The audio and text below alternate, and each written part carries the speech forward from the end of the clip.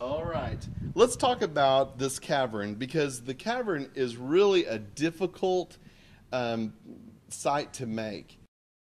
You want to make the stalagmites that are, and remember it's stalagmites because with all their might they're pushing up.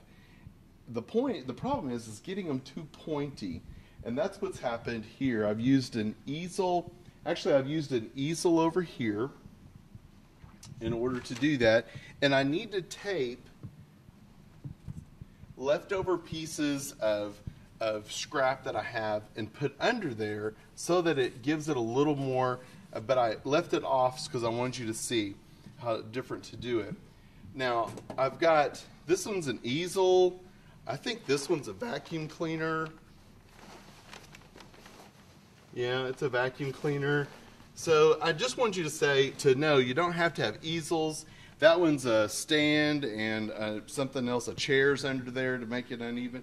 And this one just has a mic stand under it, and it's made of paper. And so I tried and tested several different things. So let's consider these. First, with the backdrop.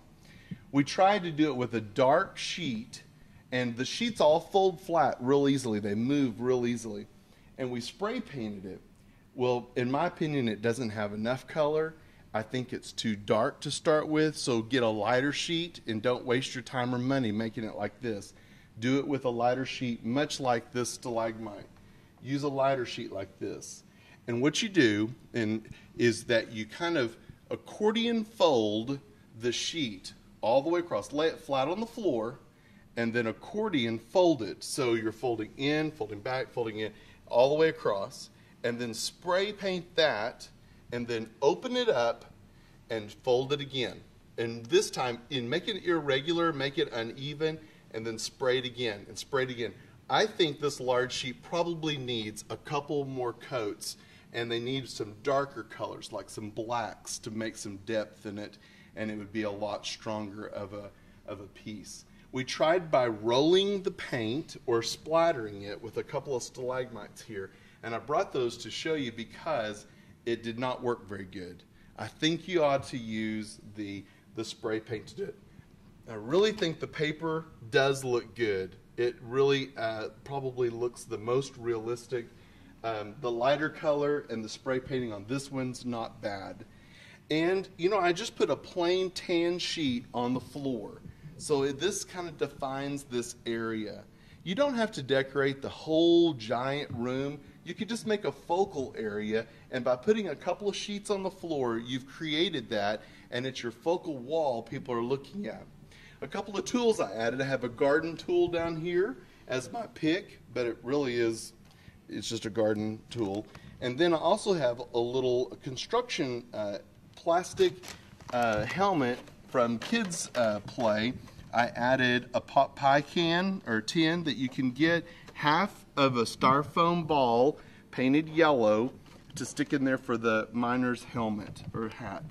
And then we also have a lantern, and it's just traced and cut out a black foam core, and then we added some laminating film to it, and again this little prop so it can stand up. I think a red one of those would be a good idea.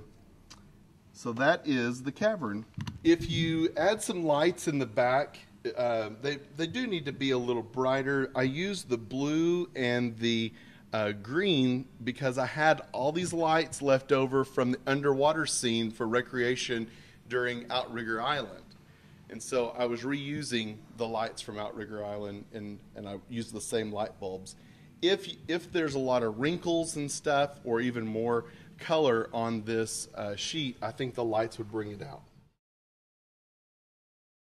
And one of the things that you want to do if you use paper is you want to wad it up. Kind of wad it together long ways, not short ways. You want to have long streaks, and when you do that and you hang it up here, kind of turn these under so that way it doesn't show the straight edge quite as much.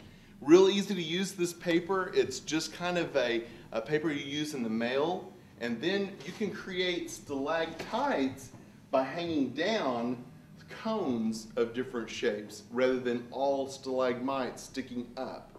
So that'll give you another idea using paper.